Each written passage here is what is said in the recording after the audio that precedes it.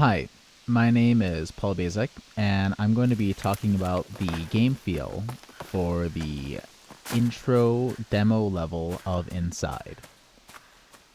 The controls are highly responsive. When the player pushes a button to change direction or jump, the avatar performs that action near instantaneously. However, they don't feel robotically instant. It feels just a little bit human. When the player wants to change direction, there's a quick dip in velocity and acceleration, and when jumping, direction can't be changed midair. Though this game takes advantage of 3D space and models, it's primarily focused on 2D left and right movement. There are a few different environments in the game that changes the degree of control. Like, for example, while completely underwater, the player can swim. But it's replaced the jumping ability with the ability to move freely along the y-axis. On the opposite end, the muck on the farms and shallow rivers hampers the player's movement. The feeling of gravity is vaguely floaty, and that works in the game's favor.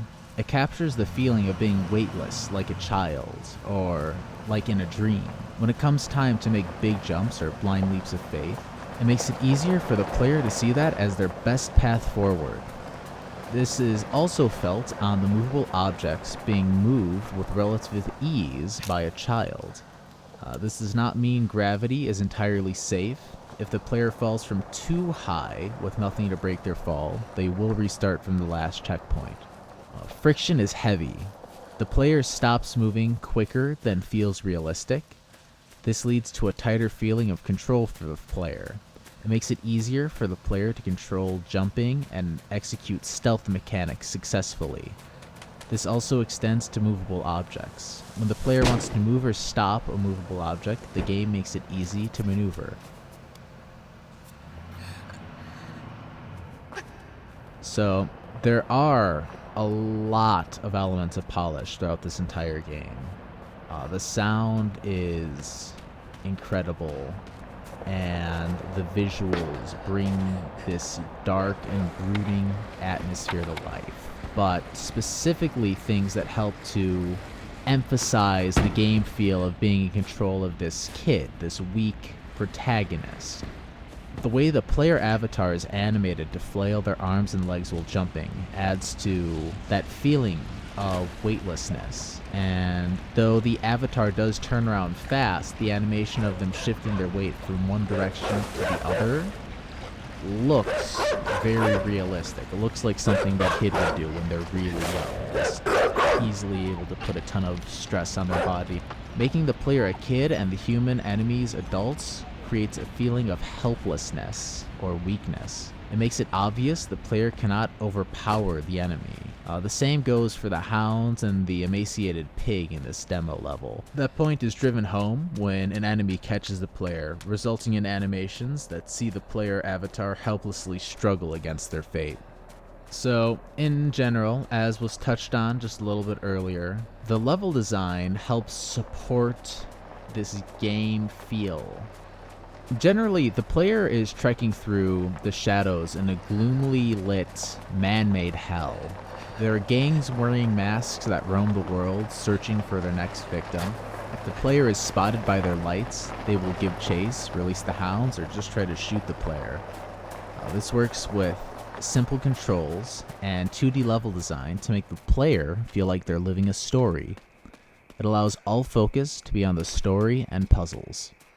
This game has a very well thought out level design and pacing to introduce characters to new concepts and mechanics. When you're first introduced to enemies, there is very low stress. You are given shadows to hide in immediately, and if you walk out into the person's flashlight, that's your own fault in a lot of ways, but it gives you the chance to experiment and see what's happening in the most safe possible way. Every other time you're introduced to enemies, it continues to escalate from there. So part of what the game does to help teach the player what to do is that it makes the movable objects highly contrast with the background. And this makes it obvious to the player that this is something that they can interact with. These obstacles are accompanied by hard barriers, usually in the form of a wall, and this signifies that there's a puzzle that needs to be solved before the next section can be reached.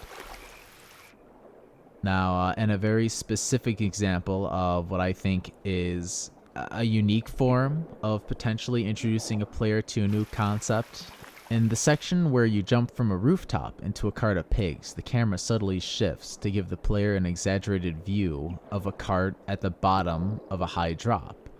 This subtly implies to the player that this fall might be different than the others, and it is, because this one has the chance to kill you.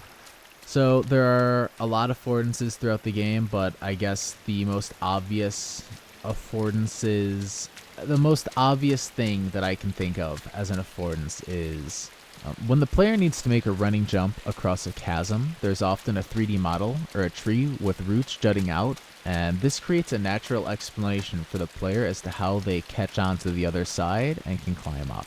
Something similar happens later in the level when the player is presented a chain link fence, and unlike a regular wall, which the player has only interacted with so far, the goal is to climb over this one. Because both objects have a lot of open space, and both are known to be able to support human weight, the 3D models work as an affordance to communicate their use to the player.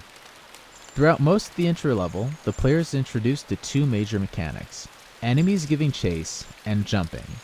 In their first encounter with enemies, the player manages to remain in the shadows to avoid them. Immediately after is their first encounter with jumping and movable objects, where they are left in a peaceful part of the forest to figure things out.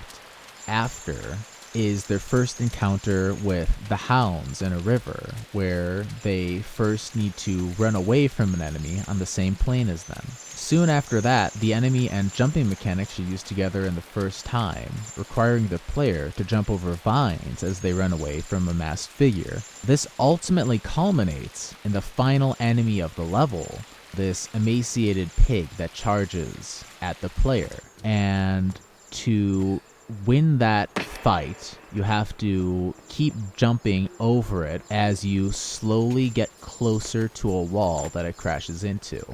Puzzles involving the environment and movable objects are also introduced in an escalating fashion.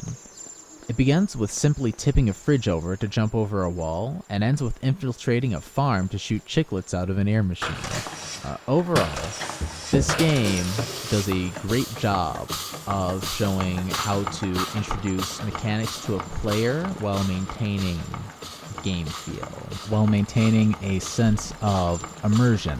It seamlessly puts the player in situations of escalating tension that will require them to slowly acclimate to what's happening around them. And beyond that, everything about the game feels nice. The jumping mechanics are in the player's control.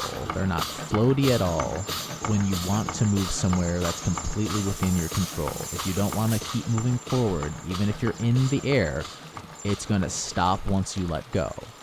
Everything about this game is designed to allow you to focus on the story and the objectives, and that leads to an extremely enjoyable game experience where you really can get sucked into what's happening.